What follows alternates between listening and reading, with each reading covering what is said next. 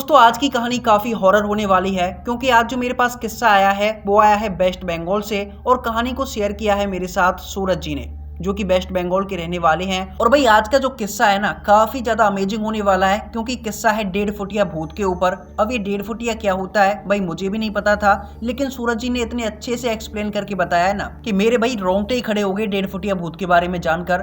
तो कैसी कहानी है, कैसा इन्होंने एक्सप्लेन किया है, इनके साथ क्या घटना हुई थी वो आपको आगे पता चलेगा वीडियो में। लेकिन उससे पहले भाई अगर चैनल को सब्सक्राइब अभी तक नहीं किया है तो चैनल को सब्सक्राइब कर लो क्योंकि यार एक वीडियो को बनाने में ना लगभग 3 से 4 घंटे लग जाते हैं और आप बस 20 से 25 मिनट में इस कहानी को सुन लेते हो। तो भाई प्लीज यार वीडियो को लाइक कर देना एंड चैनल को सब्सक्राइब कर देना। और हाँ हेडफोन लगा लेना क्योंकि यार इमेजेस में नहीं डालता हूँ क्योंकि उसमें एडिटिंग में बहुत ज़्यादा टाइम लग जाता है। तो हेडफोन लगाइए और चलिए कहानी को शुरू करते हैं।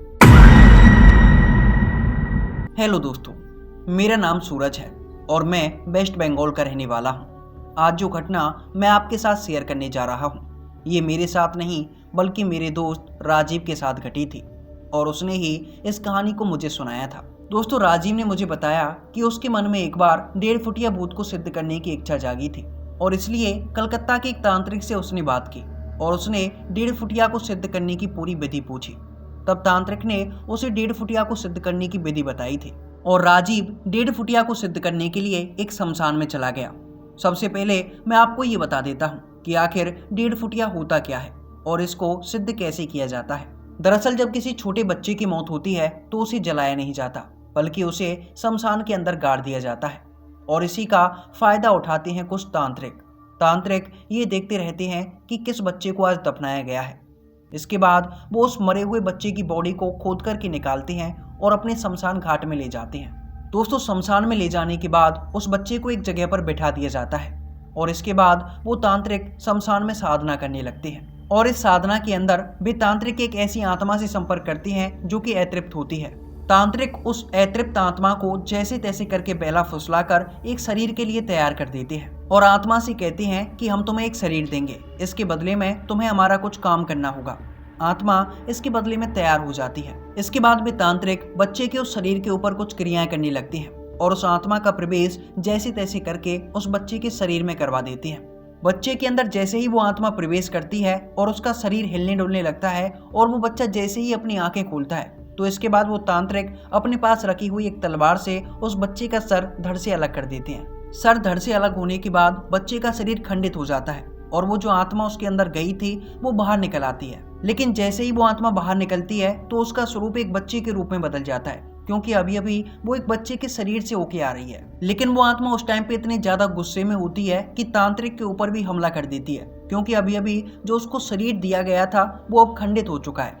पर जो तांत्रिक होते हैं उनको पहले ही पता होता है कि शरीर से निकलने के बाद ये आत्मा तुरंत उनके ऊपर हमला करने वाली है, इसलिए वो तांत्रिक पहले से ही वहाँ पे तैयार होता है और उस आत्मा को बंदी बना लेता है। अब उस आत्मा ने उस तांत्रिक से कहा था कि शरीर मिलने के बाद वो उसका पूरा काम करेगी, तो उसके बदले में वो उसका पूरा काम करने लगती है। लेकिन उसका जो शरीर है वो छोटा हो जाता है क्योंकि आत्मा तो थी किसी बड़े आदमी की, लेकिन वो अभी इंटर करके आई है किसी छोटे बच्चे के शरीर में, इसलिए उसका स्वरूप बदल जाता है और उसका नाम पड़ जाता है 1.5 फुटिया। अब इसका काम क्या होता है इसके बारे में भी आपको बता देता हूँ। दरअसल 1.5 फुटिया का काम होता है कि जो उसका मालिक है जिसने उसको सिद्ध किया है उसकी पूरी बातें मानेगा। जैसे आप उसके मालिक हैं, आप उसको बोलते हैं कि मुझे सोना चाहिए तो आपके लिए सोना ले आएगा, आप बोलते हैं पैसा चाहिए पैसा ले आएगा, आप बोलते हैं मुझे खाने के लिए कुछ चाहिए खाने के लिए ले आएगा। तो आप उसको जो भी काम बोलोगे वो काम आपका वो करता है और करता है इतनी स्पीड से है कि आप बोलोगे और वो काम को तुरंत कर देगा। लेकिन इसके बदले में उसकी कुछ डिमांड होती हैं जो कि उसके मालिक को पूरी करनी पड़ती हैं। चलिए आगे बढ़ते हैं और बताते हैं कि आखिर राजीव के साथ क्या हुआ था। तो राजीव एक तांत्रिक के पास जाता है और वहां से 1.5 फुटिया को सिद्ध करने की पूरी विधि पूछता है। इसके बाद राजीव जैसे तैसे करके 1.5 फुटिया को सिद्ध भी कर लेता है। लेकिन इसके बाद जो राजीव के साथ हुआ उसके बारे में आप सोच भी नहीं सकते क्योंकि राजीव ने जो इसके बाद मुझे बताया था वो काफी डरा देने वाला था। राजीव ने बताया था कि 1.5 फुटिया को सिद्ध करने के बाद उसने लगभग 1 से 1.5 महीने तक 1.5 फुटिया से काफी पैसे मंगाए थे। वो रोजाना उससे पैसे मंगाता, वो धीरे धीरे करके काफी पैसे वाला होने लगा था। लेकिन इसके बाद गांव वालों की नजर उसके ऊपर पड़ चुकी थी। जो भी गांव वाला उसके पास आता उससे यही पूछता कि भाई इतने पैसे कहाँ से आ रहे हैं। लेकिन राजीव किसी को कुछ नहीं बताता, वो ये सब ऐसे ही टाल देता।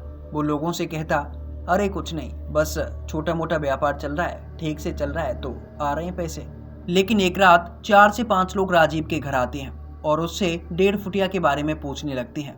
राजीव ये जानकर हैरान हो जाता है कि आखिर इनको कैसे पता कि उसने 1.5 फुटिया सिद्ध कर रखा है। राजीव ने पहले तो उन लोगों को काफी समझाया और उनको कहा कि मेरे पास कोई 1.5 फुटिया नहीं है, लेकिन इसके बाद वो लोग पैसे निकालने लगे और राजीव से कहने लगे कि तुम्हें जितने पैसे चाहिए वो तुम हमसे ले लो, लेकिन तुम्हारा 1.5 फुटिया तुम हमें दे दो। राजीव ने बताया कि 1.5 फुटिया को खरीदने के लिए वे लगभग 3 से 4 करोड़ देने के लिए तैयार थे, लेकिन राजीव ने कहा कि अगर मैं एक बार 1.5 फुटिया से कह दूं तो वो 3 से 4 करोड़ मेरे लिए यूं ही ले आएगा, तो भला मैं पैसों के चक्कर में तुम्हें 1.5 फुटिया क्यों दूं। इसके बाद भी लोग राजीव से हाथापाई करना चाहते थे, लेकिन राजीव ने तुरंत ही अपनी 1.5 फुटिया से कहा और 1.5 फुटिया ने उनको मार मार कर घर से बाहर निकाल दिया। दरअसल 1.5 फुटिया कुछ भी कर सकता है, वो लोगों को मार भी सकता है, मतलब वो अपने मालिक का पूरा कहा मानता है, अब चाहे मालिक उससे कुछ भी कह दे। इसके बाद भी लोग मार खाकर वहां से निकल गए, लेकिन 10 से 12 दिन के बाद ही राजीव के घर में कुछ ऐसी घटनाएं होने लगी जो कि उसको काफी डरा रही थी, क्योंकि बार बार उसको अपने घर में किसी और शक्ति के होने का एहसास हो रहा था। जब राजीव को लगने लगा कि शायद उसके घर में कोई दूसरी शक्ति है, इसके बाद राजीव ने अपने 1.5 फुटिया से उस शक्ति के बारे में पूछा। तब 1.5 फुटिया ने राजीव को बताया कि 10 से 12 दिन पहले जिन लड़कों को उसने पीट कर भगाया था, उन लोगों ने एक ऐसी शक्ति उसके ऊपर छोड़ दी है जिसका सामना कोई भी नहीं कर सकता। राजीव ने जब 1.5 फुटिया से उस शक्ति के बारे में पूछा, तब 1.5 फुटिया ने बताया कि ये कोई छोटी मोटी शक्ति नहीं है, बल्कि डांकनी की सेविका शक्ति है और इसका मुकाबला कोई नहीं कर सकता, क्योंकि जितने भी भूत प्रेत, जितने भी पिशाच, जितने भी 1.5 फुटिया जो भी है, वो सब इसी के अंडर में रहता है और मैं चाहकर भी इसका कुछ नहीं बिगाड़ सकता।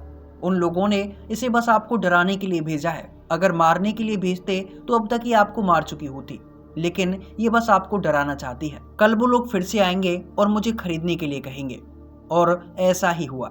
अगली रात वो लोग फिर से राजीव के पास आए और अब की बार उनके पास काफी सारे पैसे थे। उन्होंने लगभग 10 से 12 करोड़ रुपए एक सूटकेस के अंदर रखे हुए थे और वो राजीव को देने के लिए तैयार थे, लेकिन इस बार भी राजीव ने 1.5 फुटिया को देने के लिए मना कर दिया, क्योंकि राजीव नहीं चाहता था कि उसका 1.5 फुटिया किसी के पास जाए, क्योंकि राजीव ने इसे बड़ी मेहनत करके सिद्ध किया था और इस बार वो इसको सिद्ध नहीं कर सकता था। लेकिन जैसे ही राजीव ने उनको मना किया तो उन्होंने हंसते हुए कहा कि तुम्हारी 1.5 फुटिया ने तुम्हें ये तो बता ही दिया है कि हमने तुम्हारे पीछे किस शक्ति को छोड़ा है। अगर हम चाहें तो पल भर में तुम्हारी जान ले सकती है, लेकिन हम ऐसा नहीं कर रहे। दरअसल इसके पीछे की भी एक वजह थी, क्योंकि 1.5 फुटिया को केवल उसका मालिक चाहे तभी किसी को दे सकता है, कोई भी ऐसे ही उसको नहीं ले सकता। अगर भी लोग राजीव को ही खत्म कर देते तो उसके साथ उसका 1.5 फुटिया भी चला जाता, और ऐसा वो लोग नहीं चाहते थे, इसलिए उन्होंने राजीव को ये बात बड़े ही आराम से समझाई। राजीव ने उनसे कहा कि मुझे बस 10 से 15 दिन का टाइम और दीजिए, इसके बाद मैं अपना 1.5 फुटिया आपको दे दूंगा। इस बात पर वो मान गए और उन्होंने राजीव को 10 से 15 दिन की मोहलत दी। राजीव ने इन दिनों में 1.5 फुटिया से कहकर काफी सारे पैसे इकट्ठा कर लिए और उसने उड़ीसा के अंदर एक अच्छा सा मकान भी खरीद लिया। काफी सारा पैसा इकट्ठा करने के बाद उसने अपना 1.5 फुटिया उन लोगों को दे दिया। जब मैं राजीव से मिलने के लिए उड़ीसा गया था तो उसने अपनी ये कहानी मुझे सुनाई थी, जो कि मुझे ऐसा लगा कि मुझे लोगों के साथ शेयर जरूर करनी चाहिए, इसलिए मैंने इस कहानी को लोगों के साथ शेयर किया है। तो दोस्तों ये थी सूरज जी की कहानी। आपको ये कहानी कैसी लगी नीचे कमेंट सेक्शन में जरूर बताना, और अगर आप हॉरर स्टोरी सुनना पसंद करती हैं तो हमारे चैनल पर एक बार विजिट जरूर कीजिए। इस चैनल पर आपको काफी सारी डरावनी कहानियां सुनने के लिए मिल जाएंगी। हालांकि आज की कहानी इतनी ज्यादा डरावनी नहीं थी, लेकिन ये कहानी नॉलेजफुल थी, जिसमें आपको 1.5 फुटिया क्या होता है इसके बारे में पता जरूर लगा है। तो ये कहानी आपको कैसी लगी नीचे कमेंट सेक्शन में बताना। एंड वीडियो को लाइक नहीं किया है तो वीडियो को लाइक, और अगर हॉरर स्टोरी सुनना पसंद करते हैं तो चैनल को भी सब्सक्राइब कर लेना। मिलता हूँ आपसे किसी एक अगली वीडियो में। इस चैनल पर आपको रात के 9 बजे और दोपहर 1 बजे 2 कहानियाँ मिलती हैं, तो दोपहर के 1 बजे और रात के 9 बजे जरूर विजिट कीजिए हमारे चैनल बैक।